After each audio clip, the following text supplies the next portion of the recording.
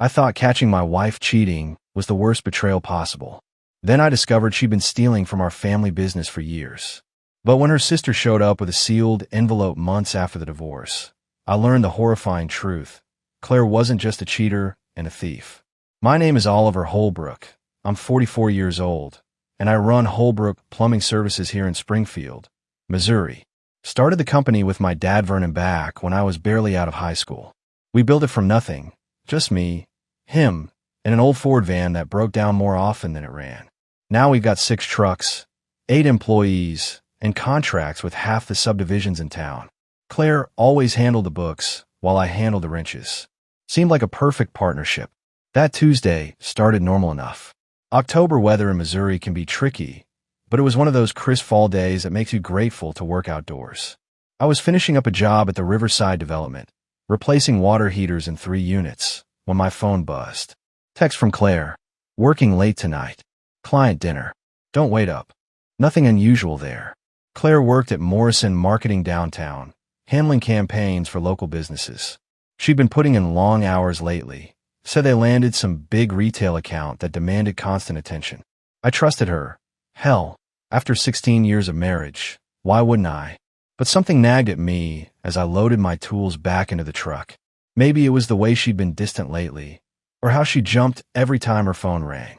Little things that didn't add up, like puzzle pieces from different boxes. I decided to swing by her office around 7, bring her some dinner from that Italian place she loves. Figured she'd appreciate the gesture, and honestly, I miss spending time with her. Between my work schedule and her new demanding clients, we've been like ships passing in the night. Morrison Marketing sat in a converted warehouse downtown, all glass and exposed brick. Very modern, very Claire. I parked across the street and grabbed the takeout bag, but stopped when I spotted her car in the lot. That blue Honda she'd driven for 5 years, parked next to a black BMW I didn't recognize. The building looked mostly empty except for a few lit windows on the second floor. I could see Claire's silhouette through the conference room glass, but she wasn't alone. A man in a suit stood close to her, closer than any business meeting required. As I watched, frozen on the sidewalk with cooling pasta in my hands, he reached up and tucked a strand of hair behind her ear. That's when my world shifted. Claire laughed at something he said, that musical laugh I fell in love with 20 years ago, and leaned into him. Then they kissed, slow and deliberate, like they'd done it 1,000 times before. I fumbled for my phone, hands shaking like a teenager, and snapped a photo through the window. The image burned into my retina. My wife of 16 years in another man's arms, both of them smiling like they didn't have a care in the world. The pasta felt like lead in my hands as I walked back to my truck, legs moving on autopilot. I sat there for 10 minutes, staring at that photo, before finally starting the engine and driving home to our empty house. I didn't go home that night. Couldn't face walking into our house, seeing Claire's coffee mug in the sink, her book on the nightstand, all the little traces of the life we'd built together. Instead, I drove to the Comfort Lodge on Highway 65, paid cash for a room, and sat on the scratchy bedspread staring at that photo on my phone. The image haunted me, Claire's face tilted up toward the stranger, her hand resting on his chest like she belonged there. I zoomed in, trying to make sense of what I'd seen. The man looked familiar, though I couldn't place him immediately. Well-dressed, confident, the kind of guy who probably drove that black BMW. Around midnight, my phone buzzed with a text from Claire. Just finished. Heading home now. Love you. Love you. The words felt like a slap. I turned off the phone and tried to sleep, but every time I closed my eyes, I saw them together. By morning, I felt like I'd been hit by one of my own pipe wrenches. I called my foreman, Bobby, and told him I was sick. First time I'd missed work in 3 years, but I couldn't trust myself around customers. Not with this rage burning in my chest like acid. Instead, I drove to my dad's place at Sunset Manor. Vernon Holbrook, 71 years old and sharp as ever, despite the doctors saying his memory was starting to slip. He'd built Holbrook Plumbing from nothing, taught me everything about pipes, business, and being a man.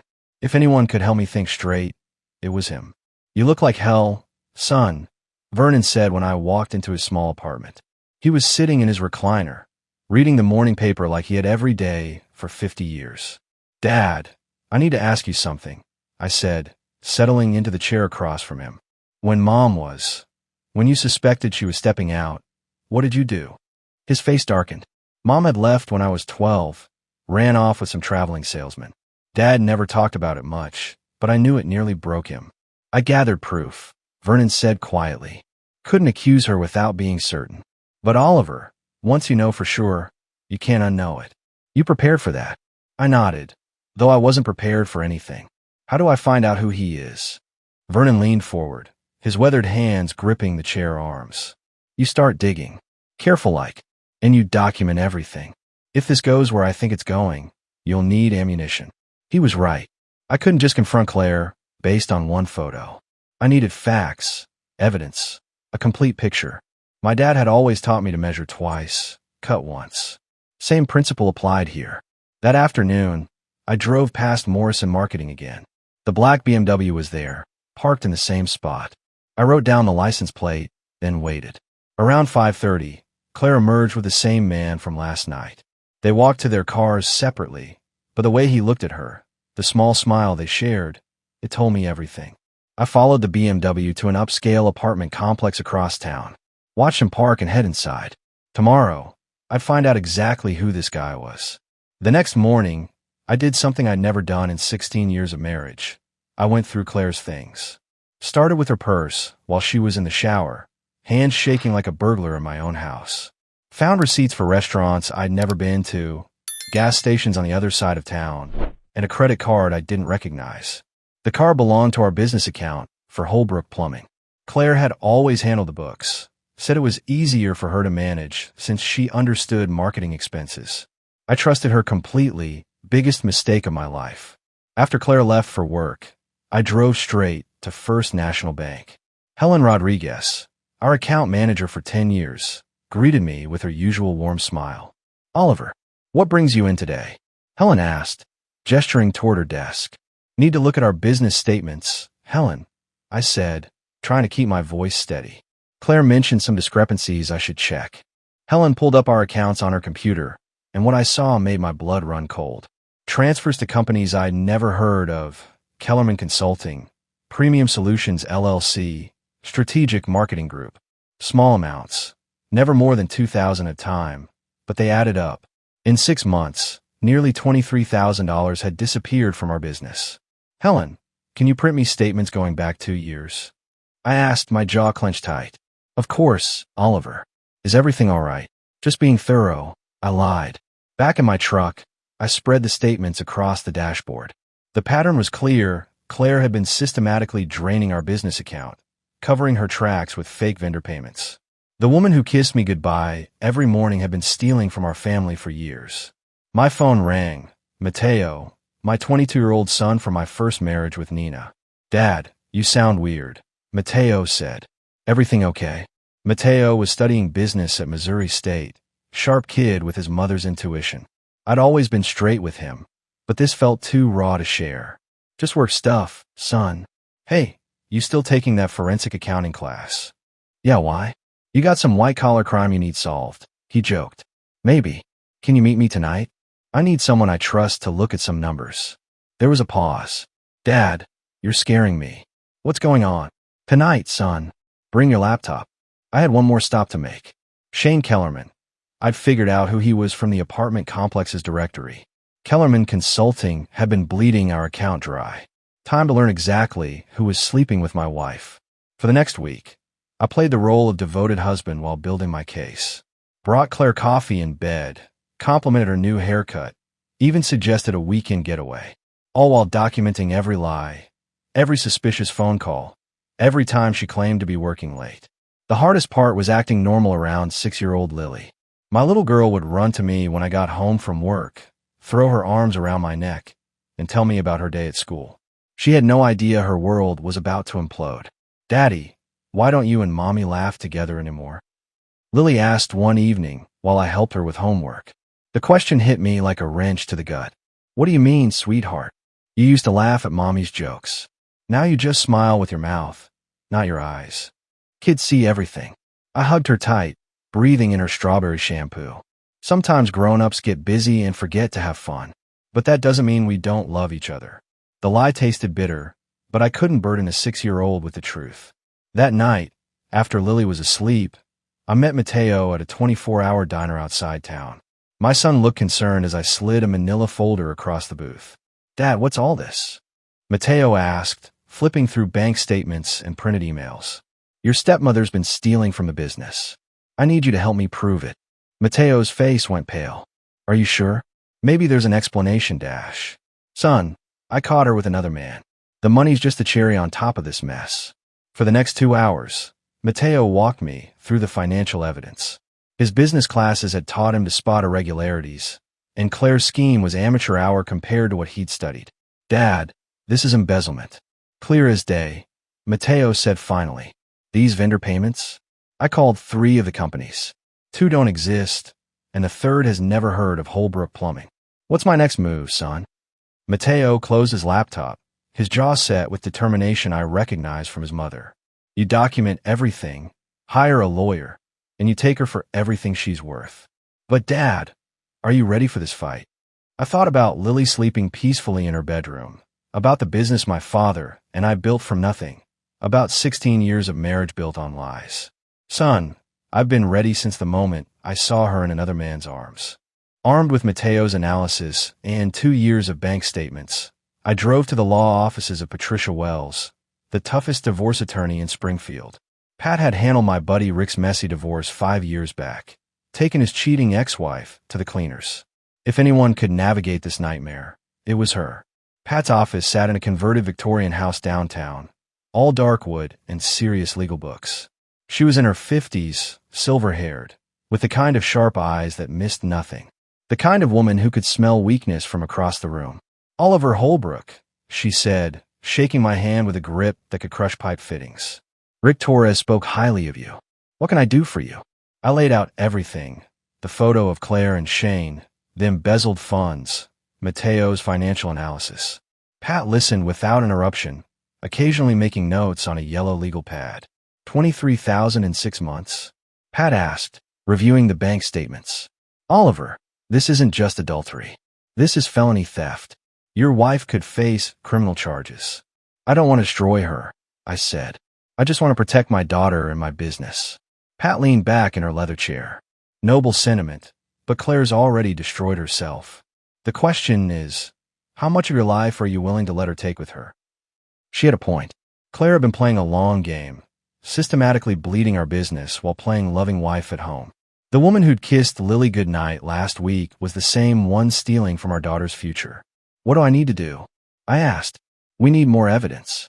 I'm talking surveillance photos, financial records, witness testimony. The more ammunition we have, the better settlement we can negotiate. You want to keep your business in custody of Lily? We go nuclear." Pat introduced me to a private investigator named Tom Davidson, a former police detective who specialized in infidelity cases.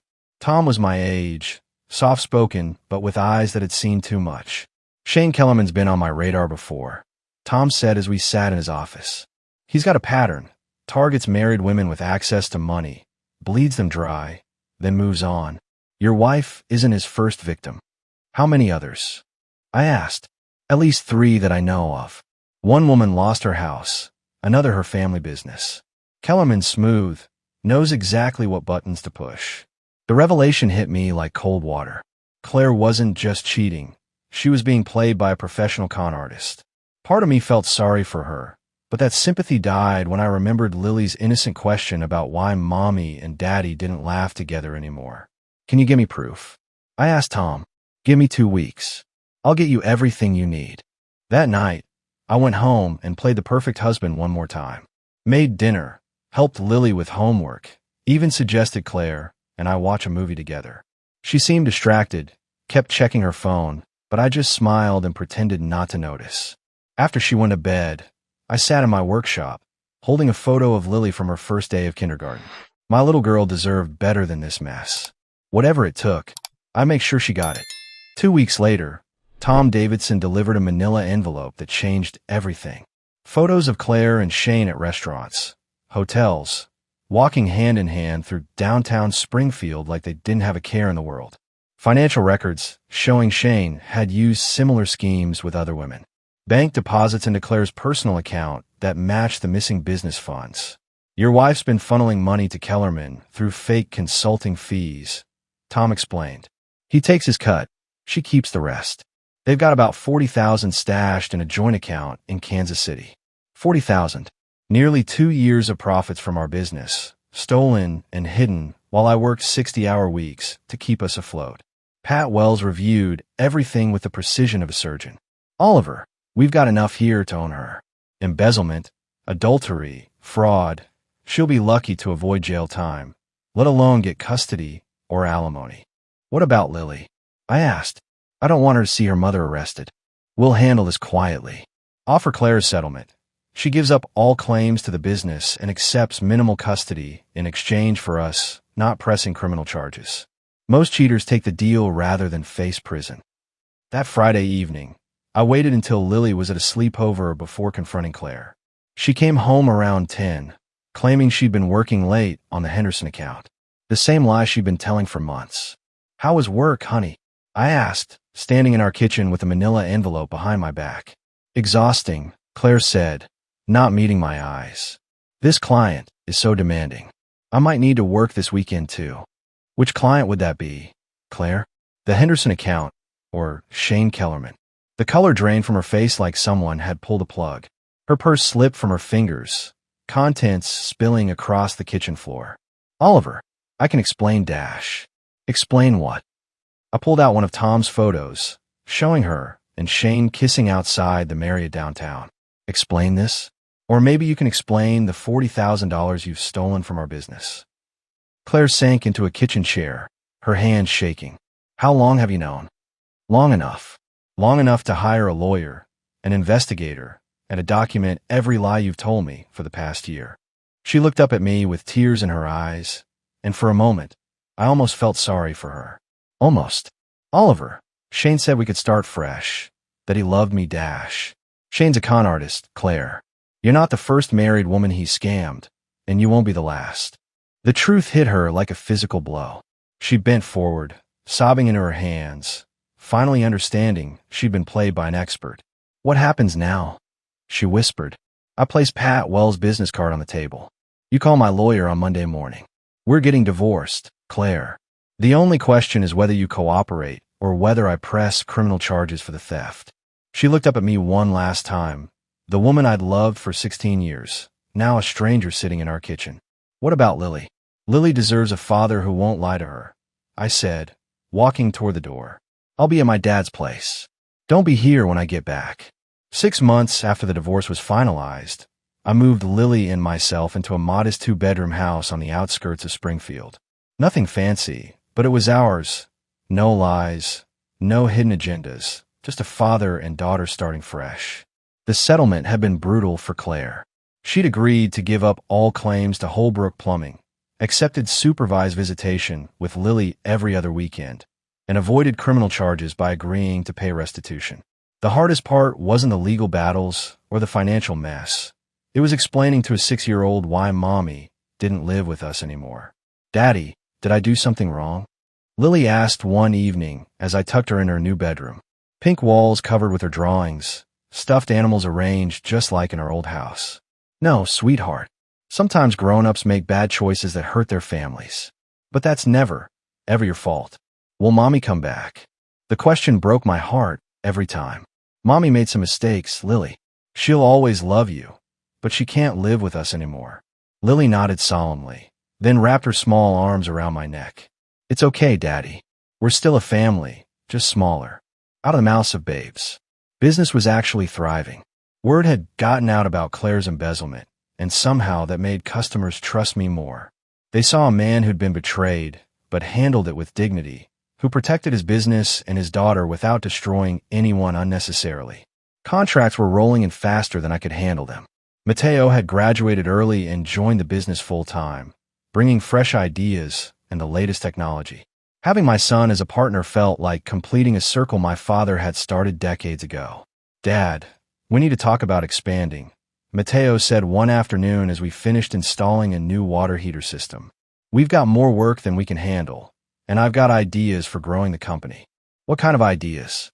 Commercial contracts, office buildings, apartment complexes. Big money, steady work. But we need more crews, better equipment. I looked at my son, 22 years old, sharp as a tack, with the same drive that had built Holbrook Plumbing from nothing. You think we're ready for that? I think we're ready for anything, Dad. Question is, are you ready to trust someone with the books again? That hit deep. After Claire's betrayal, I'd been handling all the financial aspects myself, staying up late balancing ledgers and paying bills. But Mateo was right. If we wanted to grow, I needed help. We do this together, I said finally. Full partnership, your name on the business license, but we both sign every check over $500. Mateo grinned, the same smile that had gotten him out of trouble as a kid. Deal. But I want one more thing. What's that? We changed the name to Holbrook and Son Plumbing. 3 generations of Holbrook men, building something that lasts. I shook my son's hand, feeling my father's pride echo through the years. Holbrook and Son it is. Life had settled into a comfortable routine. Lily was thriving in her new school. Mateo and I were building the business into something bigger than my father had ever imagined. And I'd even started dating again. Nothing serious, just coffee with Sarah, the teacher who lived down the street. Then Nina showed up. My ex-wife appeared at the front door on a Saturday morning, looking older but still carrying herself with the confidence that had attracted me 25 years ago. Lily was at Claire's supervised visit, so it was just me and a woman I hadn't spoken to in 2 years. Hello, Oliver, Nina said, her voice softer than I remembered. Can we talk? We sat on my back porch, drinking coffee and watching the sun climb over the Missouri hills. Nina had remarried after our divorce, moved to California with her new husband. I'd wondered sometimes what might have been different if we'd fought harder for our marriage instead of giving up when things got tough. I heard about Claire, Nina said finally. Mateo told me some of what happened. He shouldn't have worried you with our problems. Our son was worried about his father. That's what good kids do. She paused, studying my face. How are you holding up? Better than I expected. Lily's adjusting well. Business is good. We're making it work. Nina nodded, then reached into her purse and pulled out a manila envelope. Oliver, there's something you need to know. About Claire's family. My blood went cold. What about them? Claire has a sister. Her name's Amy, and she's been trying to reach you for weeks. Apparently, Claire never mentioned her during your marriage. No. Claire said she was an only child, that her parents died when she was young. That was a lie. Amy's been searching for Claire since she disappeared 3 weeks ago. The coffee mug slipped from my hands, shattering on the porch boards. What do you mean, disappeared? Nina handed me the envelope. Amy hired a private investigator. Claire and Shane Kellerman vanished from Kansas City the same day your divorce was finalized. Cleaned out their joint bank account, abandoned their apartment, just gone. I opened the envelope with shaking hands. Inside were photos of Claire and Shane, police reports, bank records showing massive withdrawals. At the bottom was a handwritten note. Mr. Holbrook, my sister Claire is missing. The police won't help because she's an adult who left voluntarily. But I know something's wrong. Claire would never abandon her daughter willingly. Please call me Amy Patterson. Nina, why are you bringing me this?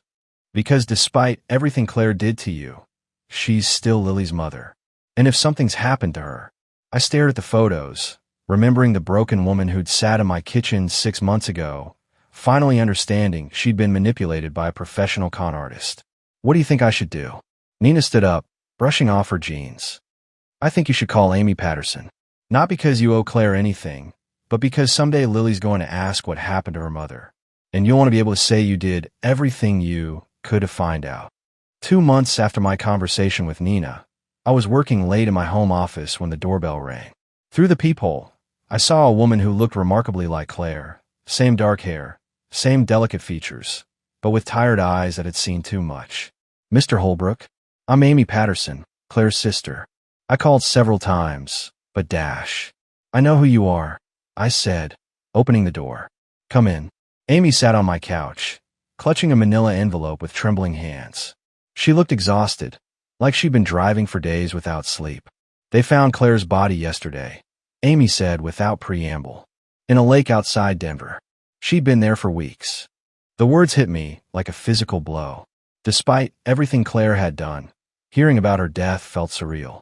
I thought about Lily, asleep upstairs, who would never see her mother again. What happened? Police say it was suicide. Drove her car into the lake. Probably couldn't live with the guilt of what she'd done. Amy's voice was bitter. But I know my sister. Claire was many things, but she wasn't a quitter. Amy opened the envelope and pulled out a handwritten letter. The police found this in her hotel room, sealed with your name on it. They released it to me as next of kin. I took the letter with shaking hands. Claire's familiar handwriting filled 2 pages. Oliver, if you're reading this, something's gone wrong. I know you hate me, and you have every right to. I destroyed our marriage, stole from our business, and worst of all, I hurt Lily. But I need you to know the truth about Shane. He wasn't just a con artist. He was dangerous. When I tried to leave him after the divorce, he threatened to hurt you and Lily if I didn't keep stealing money. I was trapped, Oliver. Every dollar I took was to keep him away from our daughter. I've been planning to disappear, to lead him away from Springfield, so he could never find our family. If something happens to me, please protect Lily. Shane Kellerman is not the man he pretends to be. He's hurt other women, and he'll hurt more if someone doesn't stop him. I know I have no right to ask anything of you, but please don't let Lily think her mother was just a thief and a cheater. I loved her more than my own life. Everything I did wrong was to keep her safe. The letter was signed with a shaky C and included copies of threatening text messages from Shane, photos of bruises on Claire's arms, and bank records showing larger theft that corresponded with his escalating demands. Amy, have you shown this to the police? They don't care. Case is closed as far as they're concerned. Cheating wife kills herself out of guilt. Neat and simple. I read the letter again, seeing Claire's desperation between the lines. She'd made terrible choices, but in the end, she'd tried to protect the only thing that mattered, our daughter. What do you need from me? Help me prove Shane Kellerman killed my sister. Claire was swimming to shore when she died. Oliver. The autopsy showed water in her lungs, but also evidence she'd been fighting for her life. I looked at the threatening messages, at the escalating pattern of abuse, and made a decision that would have made my father proud. Amy, I'll help you. Not for Claire, but for Lily. Someday my daughter's going to ask about her mother, and I want to be able to tell her that Claire died trying to protect her family. 6 months later, Shane Kellerman was arrested at a casino in Las Vegas, charged with Claire's murder and a string of financial crimes spanning 3 states. The evidence Amy and I gathered, combined with testimony from his other victims, painted a picture of a predator who used charm and manipulation to destroy families. The trial was a media circus, but justice was served. Kellerman got life without parole for murder, plus 20 years for fraud and extortion. During his testimony, he finally admitted to killing Claire when she threatened to expose his operation to the FBI. I never told Lily the full details of her mother's death. That's a conversation for when she's older. But I did tell her that Mommy made some mistakes, but died trying to protect our family. Sometimes the truth has to be measured out in doses a child can handle. Daddy, do you think Mommy can see us from heaven? Lily asked one evening as we visited Claire's grave.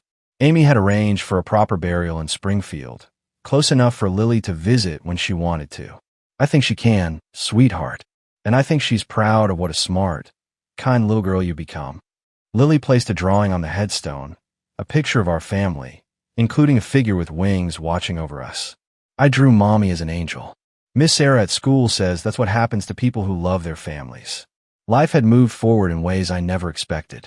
Sarah, the teacher from down the street, had become a constant presence in our lives. She was patient with Lily, supportive of my relationship with Mateo, and brought a warmth to our house that had been missing for too long. Oliver, are you going to marry Miss Sarah? Lily asked as we walked back to the car. Would that be okay with you? I think Mommy would want us to be happy, and Miss Sarah makes good pancakes. From the mouths of babes. Holbrook and Sun Plumbing was thriving beyond my wildest dreams. Mateo's business sense and my experience had created something my father would have been proud of. We'd expanded into commercial work, hired 6 new employees, and were bidding on a contract to plumb the new hospital being built downtown. Amy Patterson had become an unexpected ally, even a friend. She visited monthly, giving Lily a connection to Claire's family while respecting the boundaries of our new life. Some relationships are forged in crisis and tempered by shared purpose. That evening, I sat on my back porch with a beer, watching Lily and Sarah plant flowers in the garden. The sun was setting over the Missouri hills, painting everything golden, and for the first time in years, I felt genuinely at peace. My phone buzzed with a text from Nina. Saw the news about Kellerman's conviction. Proud of you for seeing it through. Lily's lucky to have you as her father. I'd learned that being a man wasn't about avoiding hardship. It was about facing it head-on, protecting what mattered, and building something better from the wreckage. Claire's betrayal had nearly destroyed me, but it had also shown me what I was capable of when everything was on the line.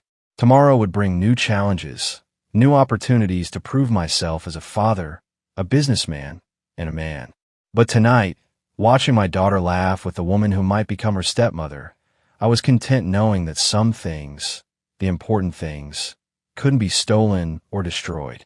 They could only be built, one honest choice at a time.